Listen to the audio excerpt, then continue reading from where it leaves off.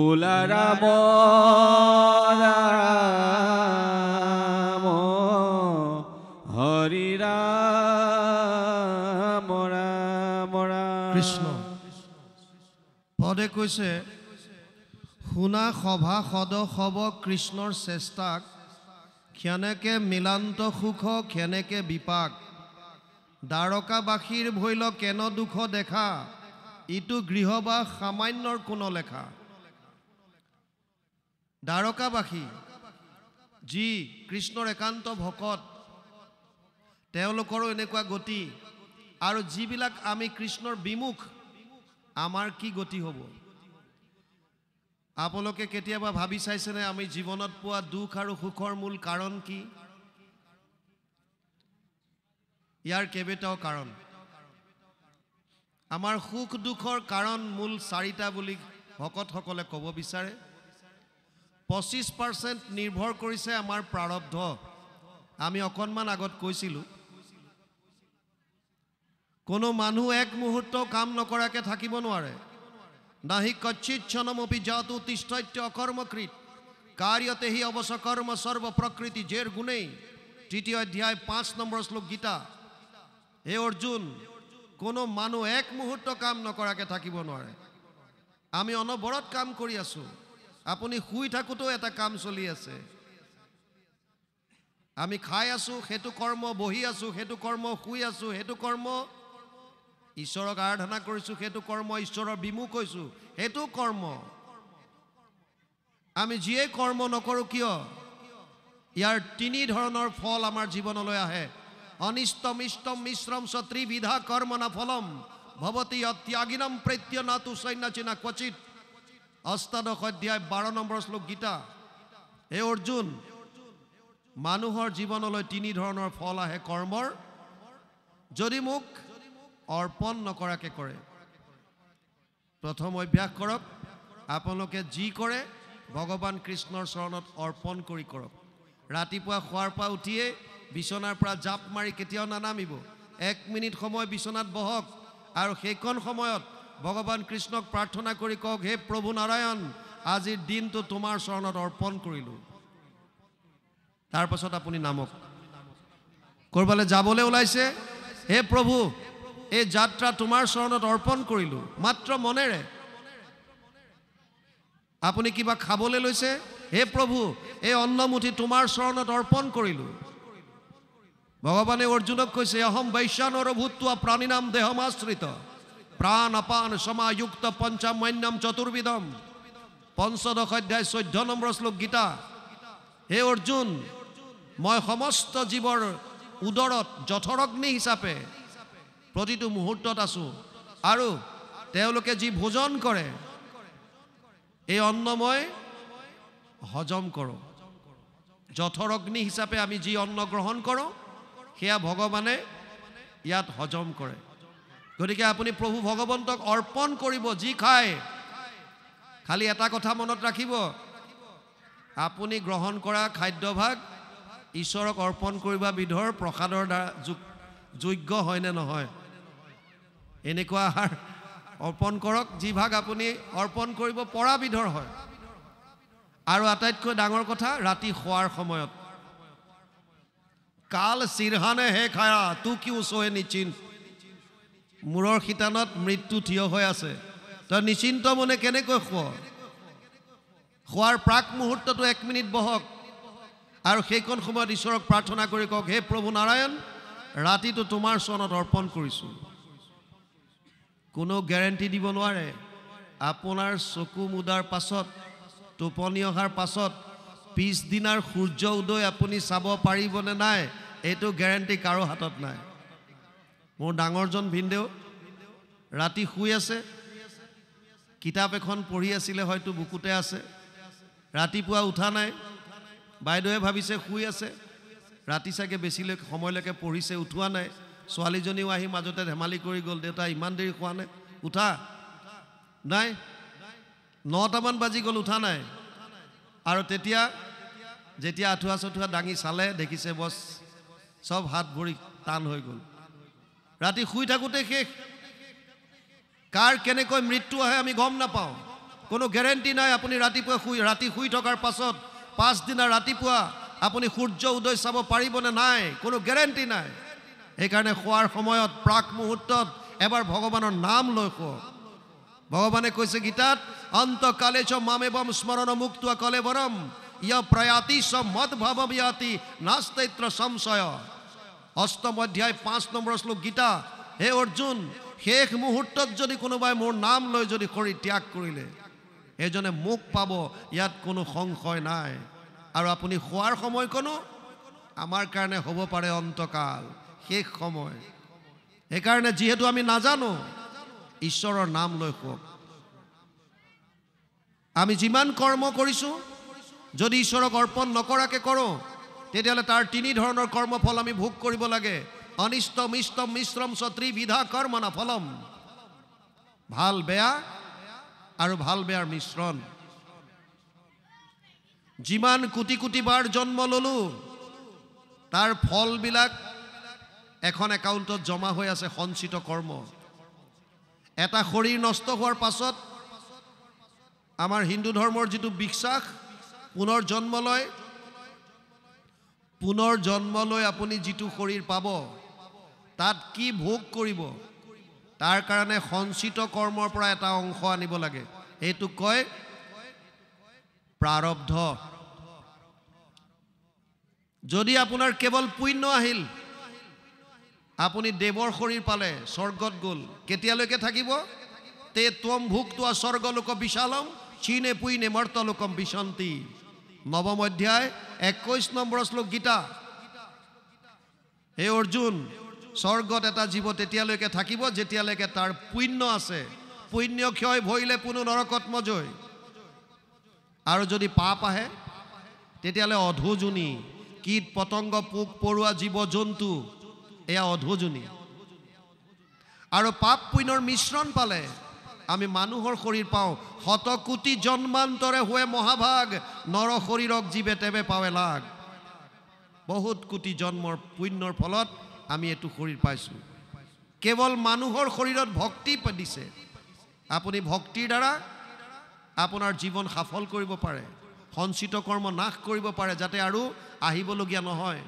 যেতিয়ালৈকে সঞ্চিত কৰ্ম থাকিব তেতিয়ালৈকে জীৱ পুনৰপি জননম পুনৰপি মৰণম পুনৰপি জননী জঠৰে শয়নম।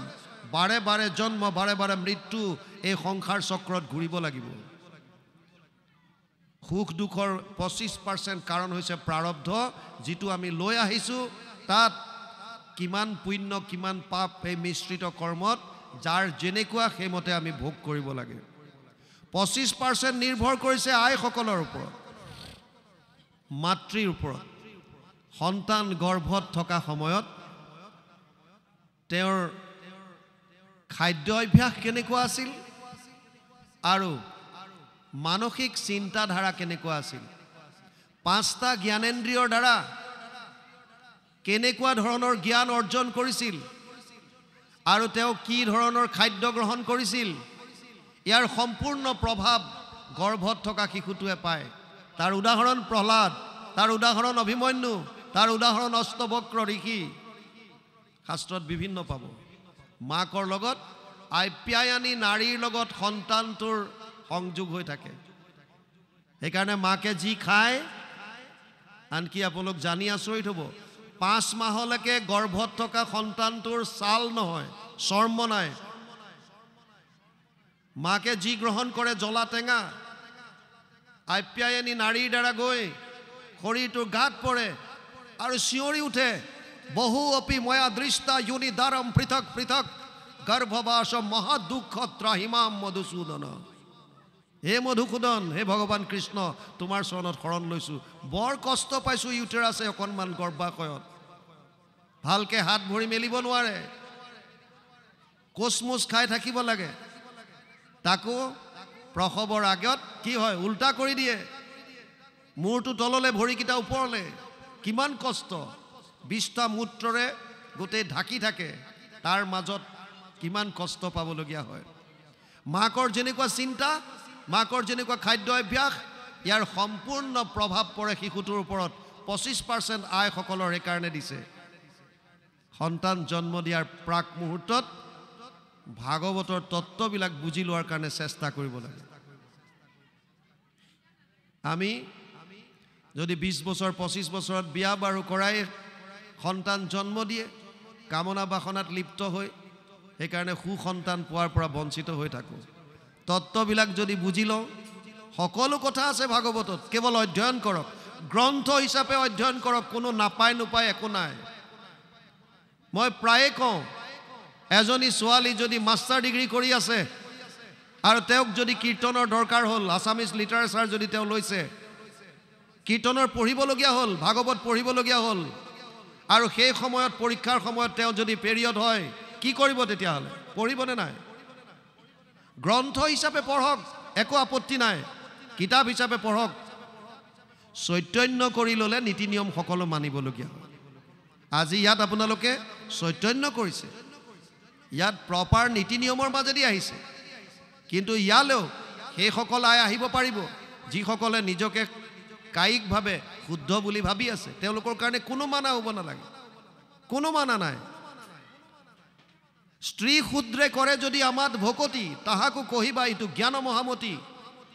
গুৰুজনাই কীৰ্তনত লিখিছে, বৈকুণ্ঠ প্ৰয়াণৰ প্ৰাক মুহূৰ্তত ভগৱান কৃষ্ণই উদ্ধৱক উপদেশ দিছে, বাক্য কৰ্ণ মন মুখ আছে মানে যাৰ, হৰি ভকতিত সমস্তৰে অধিকাৰ।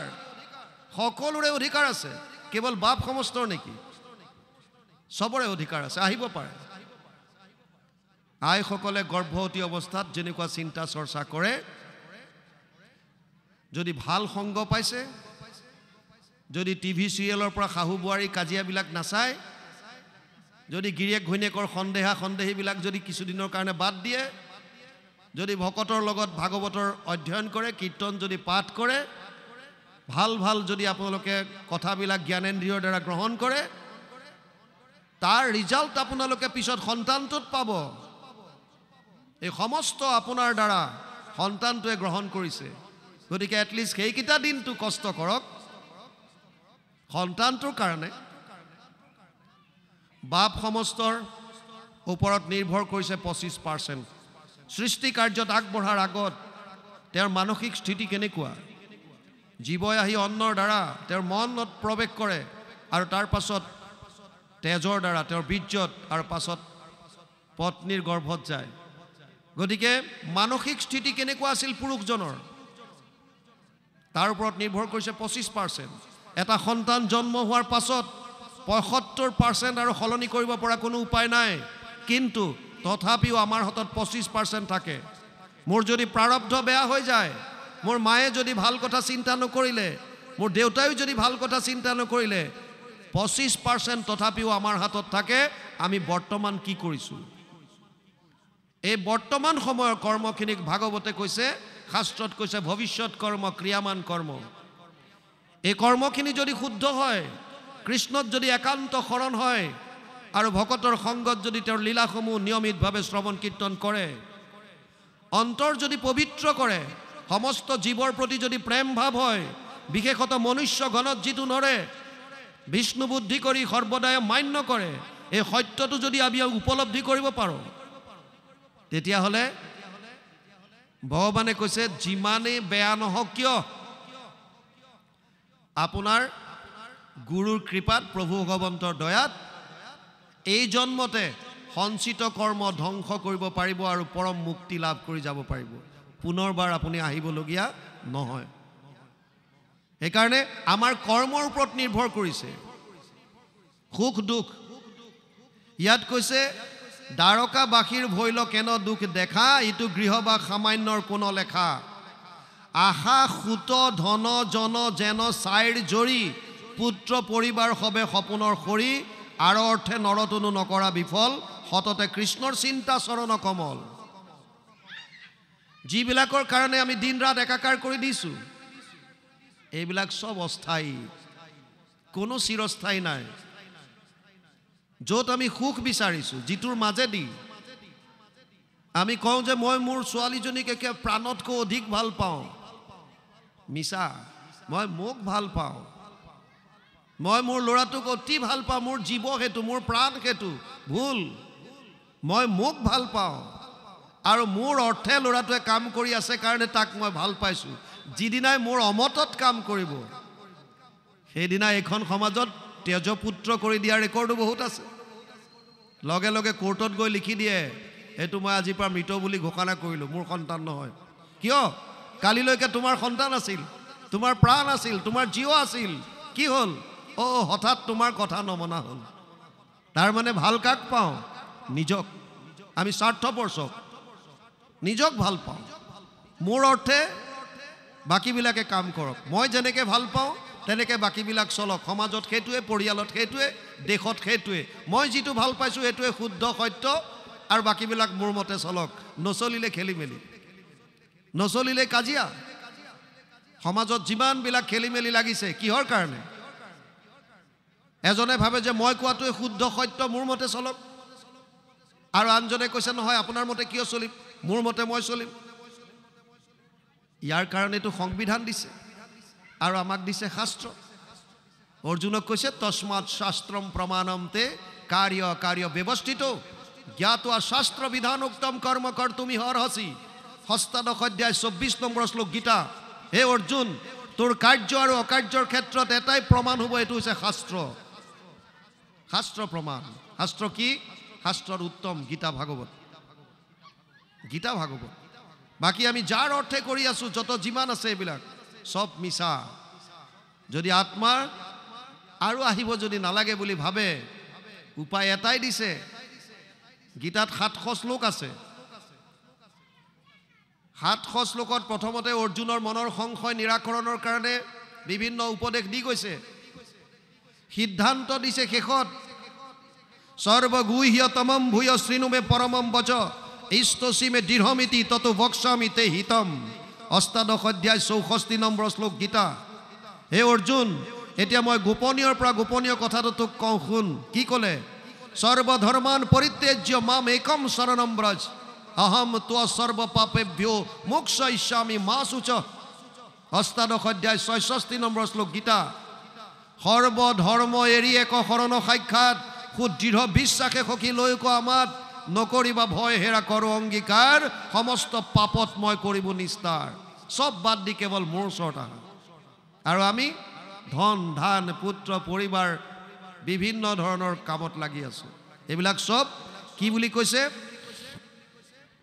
পুত্ৰ পৰিবাৰ সপোনৰ খৰি বুলি কৈছে আৰু অৰ্থে নৰতনো নকৰা বিফল সততে কৃষ্ণৰ চিন্তা চৰণ কমল কাৰণ সেইজনেই আমাৰ প্ৰাণৰ বান্ধৱ সংসাৰৰ যত দেৱ গুৰু বন্ধুজন যেবে সবে মিলি কৰে অনেক যতন তথাপি জানিবা নপাৰিবে সাধিবাক হৰি ভকতিৰ লক্ষ্য ভাগৰ ভাগক যোনে যিমানেই বেলেগ চেষ্টা নকৰক কিয় হৰি ভক্তিৰ লক্ষ্য ভাগৰ এভাগো কৰিব নোৱাৰে বিশেষকৈ কলি যুগত কলৌ দোষ নিধে ৰাজন অস্তি এক মহান গুণ কীৰ্তনা দেৱ কৃষ্ণস্য মুক্ত সংগ পৰম ব্ৰজেত 12:51 ভাগৱত দ্বাদশ স্কন্ধ 3 অধ্যায় 51 নম্বৰ শ্লোক ভাগৱতত লিখিছে দুখৰ সাগৰ কলি তাকো পৰীক্ষিত ৰাজা গুণ দেখি কৰিলা ৰক্ষণ অন্ত্যজাতি পাতকীও কলিত তৰয় সুখে মুখে কৰি কৃষ্ণৰ কীৰ্তন মহাপুৰুষ মাধৱদেৱে ঘোষাত অনুবাদ কৰিছে কেৱল কীৰ্তন কেৱল হৰিৰ ভক্তি তাৰ বাহিৰে গতি নাই কৃষ্ণেকে পৰম বন্ধু কৃষ্ণ ইষ্টদেৱ নাহি উপদেশদাতা কৃষ্ণ বিনে কেৱ জানিয়া কৃষ্ণত লৈ খতৰে শৰণ কেতিক্ষণে মিলৈ আখি দুৰ্ঘোৰ মৰণ মনুষ্য শৰীৰ চঞ্চল সদায় কেতিক্ষণে কালে ধৰে যদিও মানুহৰ শৰীৰ দুৰ্লভ ইয়াৰ এটা কথা আছে খালি কোন দিনা কাৰ মৃত্যু আহে কোনেও গম নাপায় এটা কাহিনীৰ দ্বাৰা মই মোৰ বৰ্তমানৰ বৈঠক সমাপ্ত কৰিম ক্ষণস্থায়ী মনুষ্যৰ বাবে এজন মানুহ আছিল তেওঁ ভাবিলে যদি মই অজস্ৰ ধন টকা পইচা গোটাব পাৰো তেতিয়াহ'লে পৃথিৱীৰ আটাইতকৈ সুখী মানুহ হ'ম আমাৰো মনবিলাক তেনেকুৱাই আমি ভাবো যে টকা পইচা যদি যথেষ্ট আহে তেতিয়াহ'লে পৃথিৱীৰ আটাইতকৈ আমি ধনী মানুহ হ'ব পাৰিম বা সুখী মানুহ হ'ব পাৰিম মানুহজনে সব বাদ দিলে মিতিৰ কুটুম সমাজৰ কথা কেৱল ধন টকা পইচা ঘটাত লাগিল আৰু এসময়ত অজস্ৰ টকা পইচাৰ মালিক হ'ল আপোনা সবেও যদি জীৱনত নিজৰ লক্ষ্যত যদি উপনীত হ'ব বিচাৰিছে ইয়াত ছাত্ৰ ছাত্ৰীও মই দেখিছোঁ 2-4 গৰাকী নিজৰ জীৱনত যদি লক্ষ্যটো নিৰ্ধাৰণ কৰি ল'ব পাৰোঁ প্ৰথম কথা আৰু তাত যদি উপনীত হ'ব আমি বিচাৰো দুটা কথা মাত্ৰ মনত ৰাখক আমি প্ৰায় জেগাত কওঁ ভাগৱত শুনিবলৈ আহিলে কাগজ কলম লৈ আহিব লাগে আমাৰ ব্ৰেইন ইমান শাৰ্প নহয় যে সব মনত থাকিব মনত থকাবিলাক লিখিব লাগে নহলে মোবাইল আছে কিছুমান ৰেকৰ্ডিং কৰি ল'ব দুটা কথা মনত ৰাখিবলগীয়া আছে যদি লক্ষ্যত উপনীত হ'ব লাগে আমাৰ ভিতৰত দুটা শক্তি আছে এটা হৈছে প্ৰতিকূল শক্তি আৰু এটা হৈছে অনুকূল শক্তি এটা কৈছে ফেভাৰেবল ফোৰ্স যিটোৱে আপোনাক লক্ষ্যত লৈ যোৱাত সহায় কৰে আৰু এটাই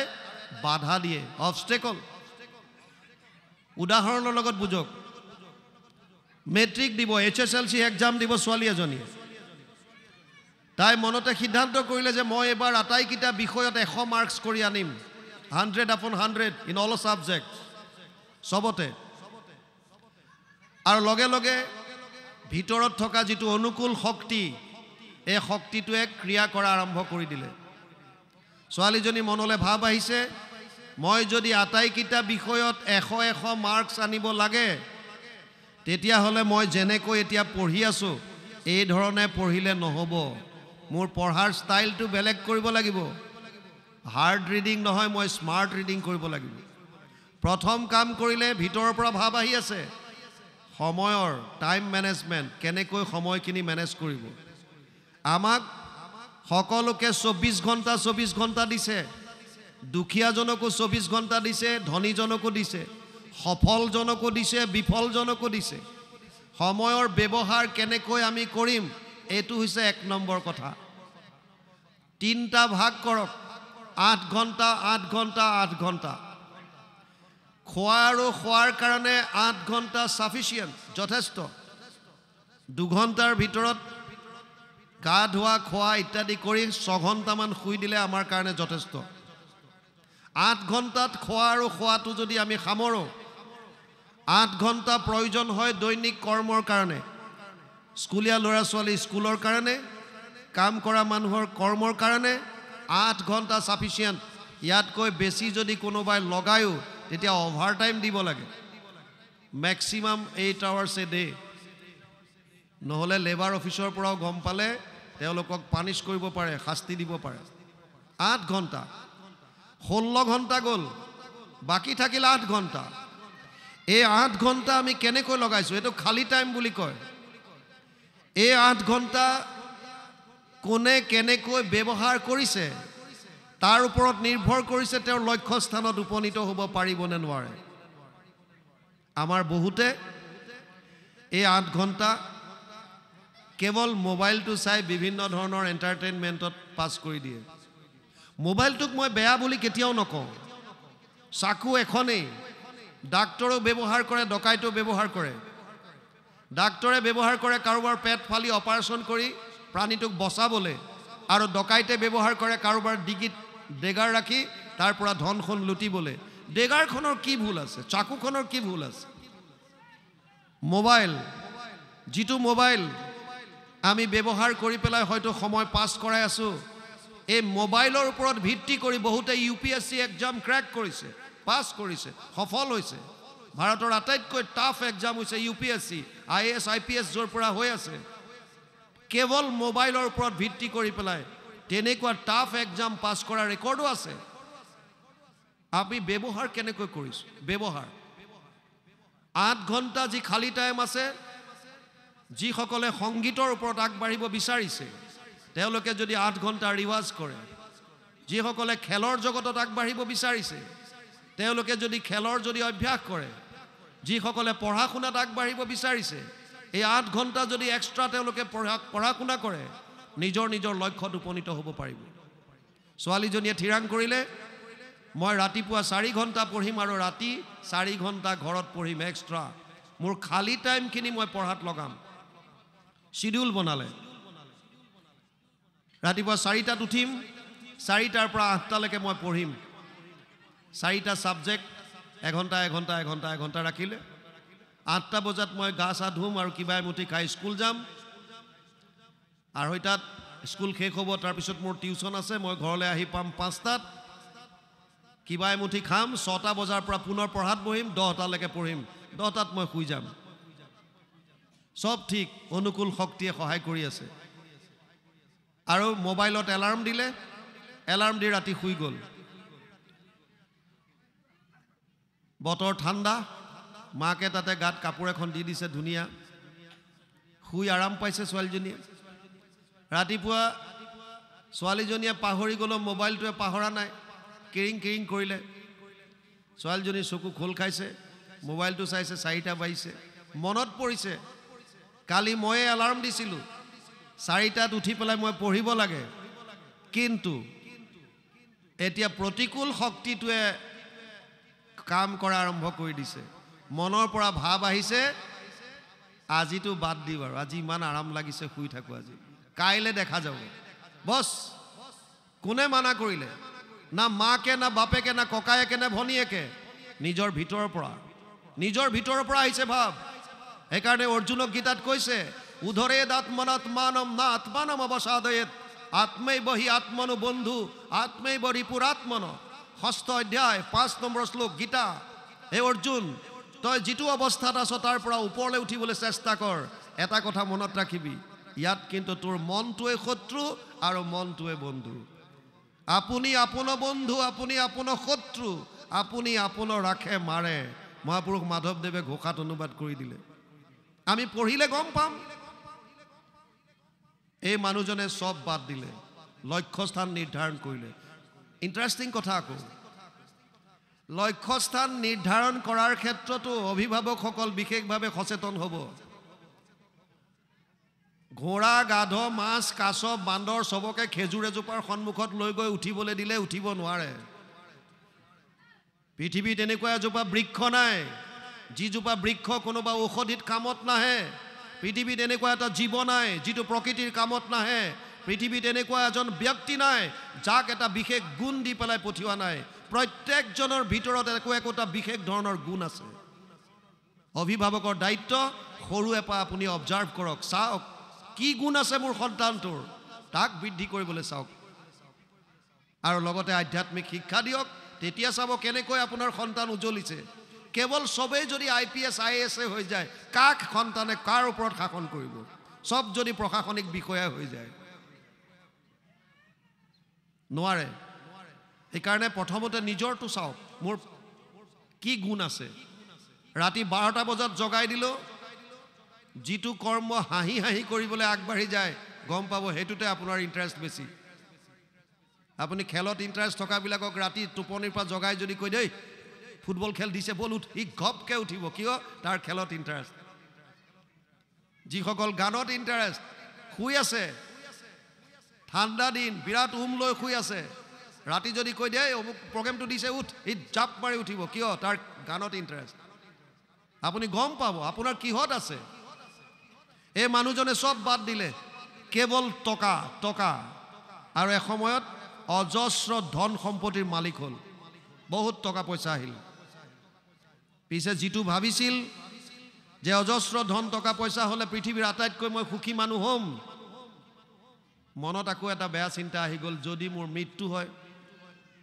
এই টকা পইচাবিলাক কি হ'ব মই যে ইমান যতে ততে মাটি বাৰী কিনিলো ঘৰ দুৱাৰ বনালো মই যদি মৰি থাকো এইবিলাক কি হ'ব লাগিল লেঠা চিন্তাত আকৌ ডুব গ'ল আকৌ বিচাৰি গৈ এজন তান্ত্ৰিকক লগ পালে আৰু সুধিলে গৈ বোলে কিবা এটা উপায় কৰক মই যাতে মোৰ যাতে মৃত্যু নহয় বোলে এনেকুৱা এটো কোনো লাভ নাই জাতস্য হি ধ্ৰুৱ মৃত্যু ধ্ৰুৱ জন্ম মৃতস্য চ দ্বিতীয় অধ্যায় 27 নম্বৰ শ্লোক গীতা অৰ্জুনক কৈছে হে অৰ্জুন জন্মিলে তো মৃত্যু কনফাৰ্ম আৰু মৃত্যু হলে পুনৰ জন্মও নিশ্চিত যদি মুক্তি নাপায় বোলে উপায় তুমি এটা কাম কৰা এই মৃত্যুৰ ডিপাৰ্টমেণ্টৰ যিজন মন্ত্ৰী হেজনক ধৰা বোলে কোন যমৰাজ যমৰ পূজা কৰা আৰু লগে লগে মানুহটো আহি যমৰ মূৰ্তি এটা বনালে মোহৰ সিং লগাই দিলে মূৰ্তি বনি গ'ল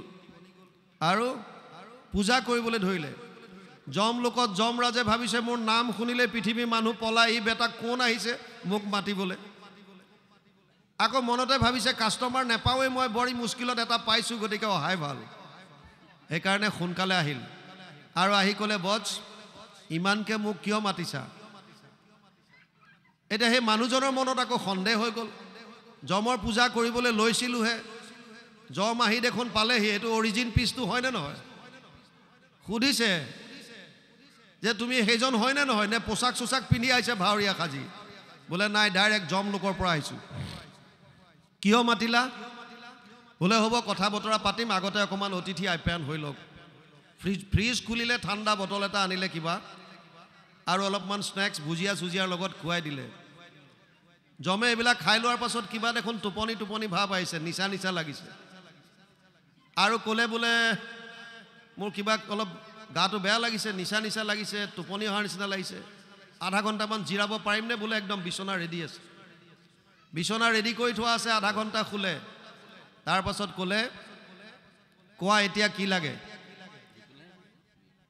মানুহজনে ক'লে যে প্ৰথমতে আপোনাৰ লগত মই এটা সম্বন্ধ কৰিব বিচাৰিছোঁ চাওক আপোনালোকে আমি সকলোৱে ঈশ্বৰক আৰাধনা কৰোঁ ঈশ্বৰৰ লগত আমাৰ সম্বন্ধ কি আপুনি ঈশ্বৰক কি বুলি সম্বোধন কৰে ভাৱ কি থাকে বাৎসল্য ভাৱ সাক্ষ্য ভাৱ দাস্য ভাৱ বৈৰ ভাৱ নে মাধুৰ্য ভাৱ কি ভাৱত আমি কৃষ্ণক সম্বোধন কৰোঁ বা ভগৱানক আমাৰ সম্বন্ধটো কি আগতে সম্বন্ধটো ঠিক কৰক আমি দাস তুমি আমাৰ স্বামী দাস্য ভাৱ আটাইতকৈ বেষ্ট শ্ৰেষ্ঠ গুৰুজনাই আমাক এইটো শিকাইছে মানুহজনে ক'লে যে মই তোমাৰ লগত সখীত্ব কৰিব বিচাৰিছোঁ সাক্ষ্য ভাৱ যমে ক'লে ঠিক আছে পৃথিৱীত মোৰ কোনো সখী নাই আজিৰ পৰা আমি দুজন তেতিয়াহ'লে সখী এটা কলিযুগৰ প্ৰাণী সুবিধাটো বিচাৰি আছিলে ক'লে সখা আমি দুটা যেতিয়া সখা হ'লোৱে তুমি মোক অকণ কৃপা কৰিব লাগে বোলে কি মোৰ যাতে মৃত্যু নহয় দিনতো নহওক ৰাতিও নহওক অস্ত্ৰৰে নহওক শস্ত্ৰৰে নহওক ভিতৰত নহওক বাহিৰত নহওক হিৰণ্যকশিপুৱে যেনেকৈ বিচাৰিছিল ইও তেনেকৈ বিচাৰিলে যমে ক'লে এইটো অসম্ভৱ জন্ম ল'লে মৃত্যুটো নিশ্চিত গতিকে তুমিতো মৰিবই লাগিব এইটো উপায় নাই এটা উপায় আছে বোলে কি সংসাৰ চক্ৰৰ পৰা তুমি মুক্তি পাব পাৰিবা যদি শেষ মুহূৰ্তত হ'লেও কৃষ্ণৰ নাম লোৱা অন্তকালে চ মামেবম স্মৰণ মুক্ত কলেবৰম ইয় প্ৰয়াতি চ মদভাৱম ইয়াতি নাস্তৈত্ৰ সংশয় অষ্টম অধ্যায় 5 নম্বৰ শ্লোক গীতা অৰ্জুনক কৈছে হে অৰ্জুন শেষ মুহূৰ্ততো যদি কোনোবাই মোৰ নাম লয় তেতিয়াহ'লে সি মোক পাব ইয়াত কোনো সংশয় নাই আৰু ক'লে মই কেনেকৈ গম পাম এতিয়া যমক সুধিলে মোৰ মৃত্যু কেতিয়া আহে অন্তকাল কোনটো মই কেনেকৈ জানিম যমে ক'লে তোমাক নিবলৈতো কোন আহিব নহ'লে মই আহিম আৰু নহ'লে মোৰে কোনোবা এজন দূত পঠাম গতিকে চিন্তা কৰিব নালাগে আগতীয়াকৈ তোমাক খবৰ দিম আৰু যেতিয়া খবৰ দিওঁ তেতিয়া এটলিষ্ট তুমি ঈশ্বৰৰ নাম ল'বা হৈ গ'ল যম গুচি গ'ল আৰু ইফালে ই ভাবিলে যেতিয়া যমে খবৰ দিবই গতিকে কৃষ্ণৰ নাম এতিয়া কিয় লওঁ আকৌ টকা ঘটাত লাগিল ভাবিলে খবৰ পালে ল'ম আৰু কৃষ্ণৰ নাম যেতিয়া শেষ মুহূৰ্ত আহিব কেইবা বছৰো গ'ল হঠাৎ যমৰাজ আহি উপস্থিত হ'ল হাতত যমদণ্ড লৈ আৰু ক'লে সখা সময় হৈ গ'ল এতিয়া বোলা সখায়ে কৈছে কি বিশ্বাসঘাতকৰ দৰে কথা কৈছাহে তুমি কৈছিলা আগতীয়াকৈ খবৰ দি আহিম না তোমাৰ মোবাইল কল না টেলিগ্ৰাম না চিঠি পত্ৰ একো নাই আৰু ডাইৰেক্ট তুমি আহি পেলাই উপস্থিত হৈ গ'লা যমে ক'লে এইবিলাক মোবাইল টাৱাৰ এতিয়ালৈকে যমলোকত বনা নাই আৰু পোষ্টেল ব্ৰাঞ্চো নাই কুৰিয়াৰ ছাৰ্ভিচ নাই কিন্তু মই প্ৰকৃতিৰ নিয়ম অনুসৰি তোমাক এবাৰ দুবাৰ নহয় 4 বাৰকৈ খবৰ দিছোঁ যে তোমাৰ সময় হৈ গ'ল তোমাক আনিবলৈ আমি আহি আছোঁ তুমি মাত্ৰ ঈশ্বৰৰ নাম লোৱা আৰম্ভ কৰি দিয়া বোলে কেনেকৈ প্ৰথম তোমাৰ কাণৰ ওচৰৰ চুলিকেইডাল পকাই দিলোঁ প্ৰথম ইয়াৰ একেডাল বগা হয় যে সময় হৈ গৈছে ঈশ্বৰৰ নাম লোৱা তুমি গডৰেজ হেয়াৰ ডাই মাৰি কোলা কৰি থৈ দিছা একো হোৱা নাই ফিটিং ঈশ্বৰৰ নাম নাই লোৱা তাৰ পাছত তোমাৰ দৃষ্টি মই কমাই দিলোঁ, দূৰত কম দেখা, ওচৰত কম দেখা। ঈশ্বৰৰ নাম লোৱা। তুমি আই স্পেচিয়েলিষ্টৰ তাত গৈ পেলাই লেন্স লগাই ল'লা যে ক্লিয়াৰ আছে, মোৰ একদম ভিজন ক্লিয়াৰ, দৃষ্টি ক্লিয়াৰ। তাৰ পাছত তোমাৰ দুই এটা দাঁত সৰাই দিলোঁ, ভাই সময় হৈ গ'ল, তুমি ঈশ্বৰৰ নাম লোৱা। তুমি ডেণ্টিষ্টৰ তাত গৈ আকৌ দাঁত লগাই ল'লা। তাৰ পাছততো তোমাক মই পুৰা ৰূপে খবৰ দিছোঁ। কেনেকৈ? অংগম গলিতম পলিতম মুণ্ডম দশন বিহীনম জাতম তুণ্ডম বৃদ্ধ ইয়াতি গৃহীত দণ্ডম তদাপিনা মুঞ্চতি আশাপিণ্ডম। অংগম গলিতম, মানুহৰ বয়স হৈ অহাৰ লগে লগে ছালবিলাক খুতৰা খুতুৰি হৈ যায়। মিছ ইউনিভাৰ্চ হওক, মিছ ৱৰ্ল্ড হওক, মিষ্টাৰ ৱৰ্ল্ড হওক, যিয়ে নহওক কিয়, বয়স হৈ অহাৰ লগে লগে ছালবিলাক খুতৰা খুতুৰ হৈ যায়। যমে কৈছে তোমাৰ ছালবিলাক চোৱা, মই খুতৰা খুতুৰ কৰি দিলোঁ। পলিতম মুণ্ডম, চুলি সৰাই দিলোঁ। দশন বিহীনম, দাঁত এটাও নাইকিয়া কৰি দিলোঁ। গৃহীত্ব দণ্ডম, লাখুটি ধৰাই দিলোঁ। তথাপিও তুমি ঈশ্বৰৰ নাম লোৱা নাই, ব'লা বোলে, তোমাৰ লাভ নাই। ই ক'লে কিবা এটা কৰা সখা, এটলিষ্ট এমাহমান সময় লাগিব উইল কৰিবলৈ। উইলখনকে কৰি লওঁ, কাক ক'ত কেনেকৈ সম্পত্তিবিলাক ভগাই দিম। তুমি লাগিলে 10-20 হাজাৰ কিবা টকা লাগিলে লৈ লোৱা, বোলে ঘোষ নচলে, এইবিলাক ঘোষৰ কাম নাই। এইখন লিষ্ট দেখিছানে নাই? এখন লিষ্ট দেখুৱাইছে বিৰাট দীঘল। বোলে এইখন কি? এইবাৰ যিমান মৃত্যু লোকৰ পৰা মানুহ উঠাম চবৰে নাম ইয়াত আছে। বোলে মোৰ নামটো ক'ত? কৈছে তোমাৰ নাম একেবাৰে ওপৰত, সেইকাৰণে তোমাৰ ওচৰত আহিছোঁ। তুমি আৰু দেৰি কৰিব নালাগে, এতিয়া ৰেডি হোৱা, বোলা যাবৰ হ'ল আৰু। বোলে অকণমান 1 মিনিট। কিয়? অকণমান অতিথি আৰু শুশ্ৰূষা হৈ লওক আৰু, যামেই যেতিয়া। আকৌ ফ্ৰিজ খুলিলে, আনিলে ঠাণ্ডা বটল, আকৌ খুৱাই দিলে ভুজিয়া চুজিয়াৰ লগত, স্নেক্সৰ লগত। এইবিলাক খাই লোৱাৰ পাছত জমৰ একে নিচাজাতীয় লাগিছে, টোপনি আহিছে। বোলে অকণমান জিৰাই লওঁ, বোলে একদম আৰামত। ই কলিযুগৰ প্ৰাণী, ই ভাবিছে বেটা তই কিমান চালোঁ। ই বগা ৰং আনি হোৱাইটেনাৰ আনি পেলাই ওপৰৰ নামটো মোহাই পেলালে আৰু একেবাৰে লিষ্টৰ তলত লিখি থৈ দিছে।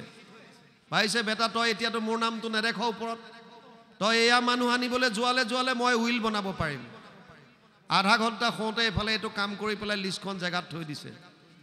যমৰাজ সাৰ পাই উঠি লেঙামুৰি দিছে গা আৰু ক'লে সখা বহুত শুশ্ৰূষা কৰিলা তুমি, মই ভাবিছোঁ ওপৰৰ পৰা নিনিওঁ, তল ফালৰ পৰা নিওঁ। আৰু যেতিয়া তল ফালৰ পৰা বুলি ক'লে লগে লগে তাত চেচ। অৰ্থাৎ মনুষ্য শৰীৰ চঞ্চল সদায়, কেতিক্ষণে কালে ধৰে, কোটি কোটি জন্ম উপজি মৰিয়া মনুষ্য নুহি খেন্তৰে। প্ৰহ্লাদে দৈত্য শিশুসকলক সেইকাৰণে কৈছে যে মানুহৰ জন্ম মৃত্যুৰ পৰা কোনো হাত সাৰিব আজিলৈকে পৰা নাই। যিমানেই যেনেকুৱা বীৰ নহওক, যিমানেই যেনেকুৱা মেধাৱী সম্পন্ন ব্যক্তি নহওক, যিমানেই শক্তিশালী নহওক কিয়, এই পৃথিৱীত চব বিলীন হৈ গৈছে, চব শেষ, কোনো থাকিব পৰা নাই। ইয়াত কৈছে এতিয়া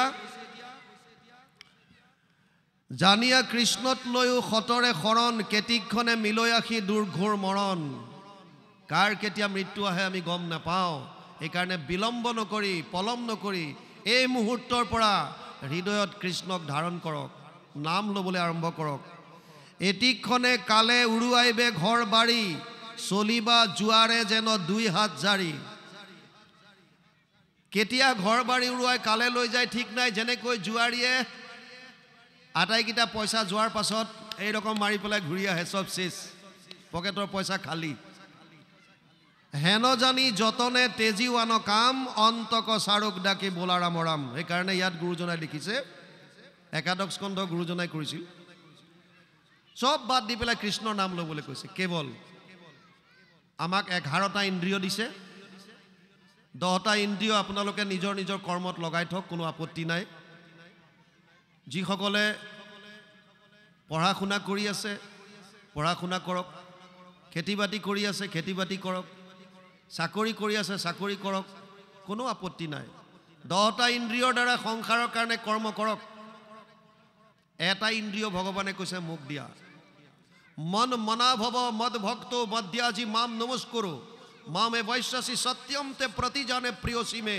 অষ্টাদশ অধ্যায় 65 নম্বৰ শ্লোক গীতা। মোতে মাত্ৰ সদা দিয়া মন, মোৰ ভক্ত হোৱা সৰ্বক্ষণ, মোকে পূজা মাত্ৰ, মোকে কৰা নমস্কাৰ, কহিলো তোমাতো সত্য মানি পাইবা সুখে মুখ মহামানী তুমি প্ৰিয়তম সুহৃদ সখী আমাৰ হে অৰ্জুন আমি সকলো অৰ্জুন ৰূপী জীৱ আমাৰ প্ৰতি প্ৰভু ভগৱন্তৰ এটাই আদেশ তোমালোকে মনটো মুখ দিয়া চেষ্টা কৰক আমি প্ৰায় জেগাত কওঁ মোবাইলত এলাৰ্ম দি থওক 15 মিনিটৰ মূৰে মূৰে এলাৰ্ম বাজিব আৰু ভাবিব যে মোৰ লগত ভগৱান আছে আছে কৃষ্ণ মই কৃষ্ণ মোৰ লগত আছে যিমান আপোনালোকে অনুভৱ কৰিব কৃষ্ণ লগত আছে সিমান অপকৰ্ম কৰিব নোৱাৰিব আৰু কৃষ্ণক যিমানে মনলৈ আনি থাকিব সিমানে কোনো অপশক্তিয়ে আপোনালোকক আক্ৰমণ কৰিব নোৱাৰিব দুই ফালৰ পৰা কেৱল লাভে লাভ মাত্ৰ কৃষ্ণৰ নাম ভাৱ বান্ধৱ ভাই মাতৃ সমস্ত আপোনালোকে চাবে ভাবিছে ফৌজি মানুহ এইটো মাইক পাই নেৰাই হ'ল যি কি নহওক আমি ৰাতিপুৱা প্ৰায় 6টা মানৰ পৰা আহি আছোঁ 12টা বজাত পালোঁ 12টা আহি 12:30 মানত বহিলোৱে আৰু এতিয়া 4টা বাজিব হ'ল যথেষ্ট সময় হ'ল অকণমান জিৰাম তাৰ পাছত পুনৰ সন্ধিয়া যদি আপোনালোকে কৃপা কৰে তেতিয়াহ'লে আকৌ দেখা সাক্ষাৎ হ'ব